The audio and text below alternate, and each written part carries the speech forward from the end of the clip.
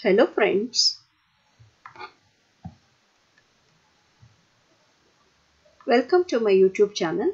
I am Dr. Leela. From today, I am starting a new series of lectures on the subject digital signal processing.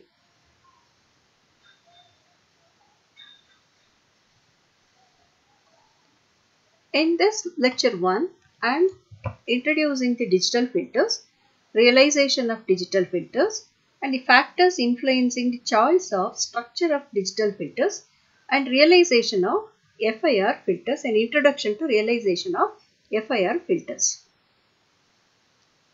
The digital filters are used to extract some information that is contained in the signal.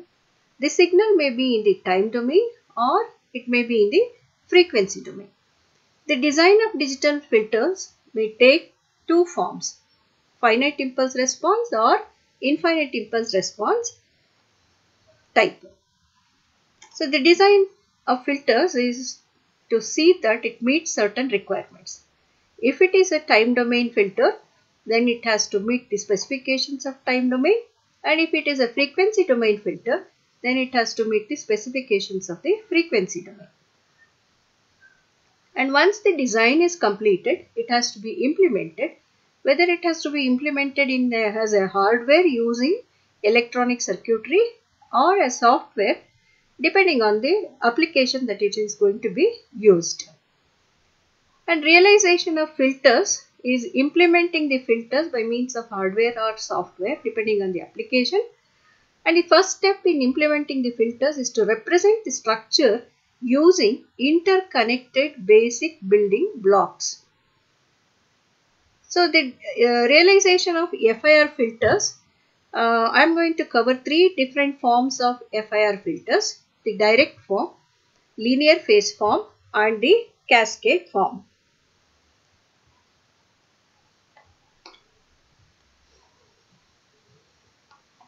So the factors that influence the choice of realization depends on the computational complexity of the circuitry. See, the computational complexity means there are a number of operations which are needed to compute the filter response, and the operations may take the form of additions and multiplications. So to carry out these additions and multiplications, certain time is required, and depending on how many number of additions and multiplications are there in the realization, the response of the filter, whether it is fast or slow, is decided. Lesser the number of additions and multiplications, the filter will have a faster response. That is what is meant by computational complexity. So next is memory requirement. In order to store the delayed sequences and multipliers which are there in the designed filters, we need memory requirement. So larger the memory, it's going to be expensive. And next factor that influences the choice of realization is finite word length effect. So this is the result of quantization which is inherent in any digital system. So there are three ways in which this quantization error may occur. One is coefficient quantization error. This is occurring due to the rounding off or truncation. See, the memory locations allotted for storing either the delay or coefficients is of certain length and in terms of bits. So this is termed as finite word length.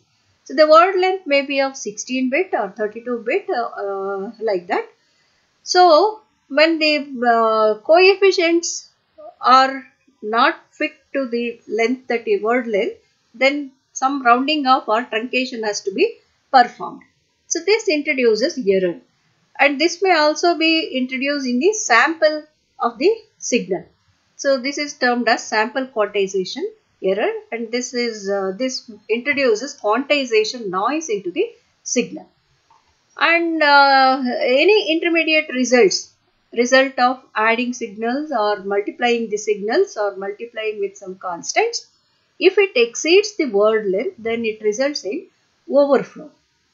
So due to all these three are due to the restrictions imposed on the finite word length effect of the filter. So next, realization of FIR filters. So let us see some basic mathematics for realization of FIR filters. The output of FIR filters is given by YFN is equal to sigma k is equal to 0 to m minus 1 bk into x of n minus k, where bk are constants and x of n minus k represents input and its delayed versions.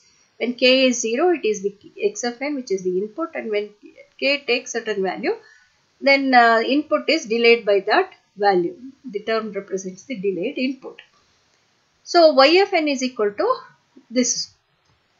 If you take the Z transform on both the sides of this, we get Y of Z, the transformed output signal YFN is Y of Z, that is equal to sigma k varying from 0 to m minus 1 bk z power minus k into x of z.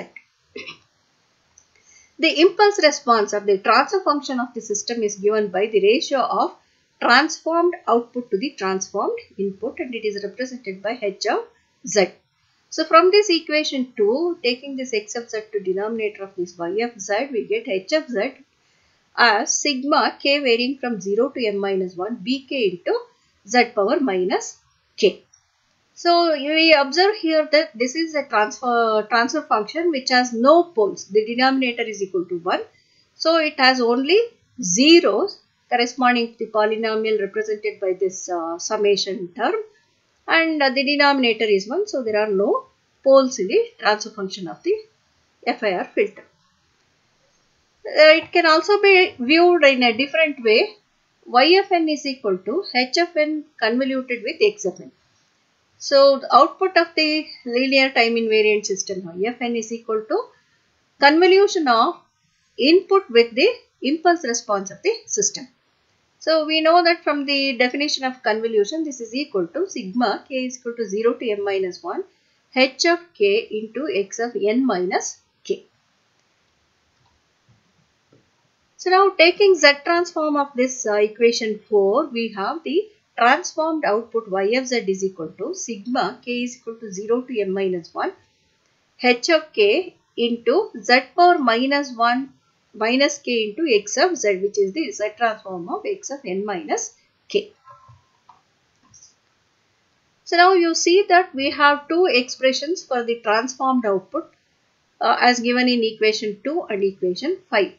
So they are expressions for the transformed output. So comparing these two equations, just see here, on the left hand side we have the transformed output in both the equations, and on the right hand side we have the transformed input term x of z, and z power minus k also is there, which is common in both the equations.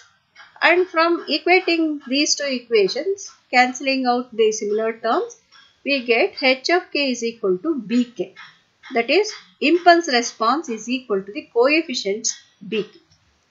So whether it is in the impulse response form or the coefficients polynomial input and delayed input form, we must be able to identify what must be the constants that are to be taken in order to realize the filter. So this is the system with the impulse response h of n having input x of n, and y of n is given by this equation, which is the convolution of h of n with x of n. So the basic building blocks which are used to represent the filter that is designed in the form of a signal flow graph or block diagram takes the following form. There are 4 different basic building blocks, making use of which we draw the block diagram of the realized filter. So one is adder, multiplier, unit delay and pickup. These are the 4 different basic building blocks. The adder is represented by this symbol, which is having a circle representing with a plus sign indicating that this operation performed by this is addition, and it takes 2 inputs. These 2 are signals x of n and w of n, and it gives out one output which is equal to y of n, and that is the sum of the 2 input signal x of n and w of n. Then coming to the multiplier, the input is multiplied by a constant or the gain A, and that will be the output of this multiplier given by yfn is equal to A into xfn. Each of these sequences, samples in the sequence xfn gets multiplied by this A, and it forms the output yfn. So this multiplier is also represented in this form with a straight line with arrow at one end, and at the base of this arrow line we have the input signal xfn, and at the arrow end we have the output signal yfn given by and the gain is represented on the line, and yfn is given by A multiplied by gain multiplied by the input signal x of n. So alternatively, people use either this as the multiplier or the second form as the multiplier. So next is a unit delay. Unit delay is represented by a block within which z power minus 1 is written, and input to this block, if you take it as x of n, output will be x of n delayed by one sample, that is x of n minus 1. If more samples of delays are required, 2 or more number of delays are required, connect such rectangular boxes with z power minus 1 in cascade. 2 delays are required means connect 2 blocks and then take the output of the second block, which is going to be the x of n delayed by 2 units. Next is a pick-off node. So pick-off node is required when we want to take the signal, same signal to 2 or more other operations. Then we have to tap that signal and then take it out. So x of n is the signal represented at the base of an arrow line, and at the end of the arrow or at the arrow end of the line also we have x of n, because it is multiplied by just 1, no constant other than 1 is multiplied.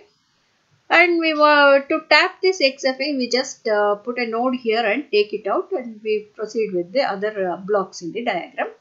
So whatever we tap here is also x of n. So this is termed as the pick-off node of the block. That's all for today. Thank you very much for watching. If you like this video, give a thumbs up and don't forget to subscribe it, and if you feel that it is useful, share it with your friends. See you next time.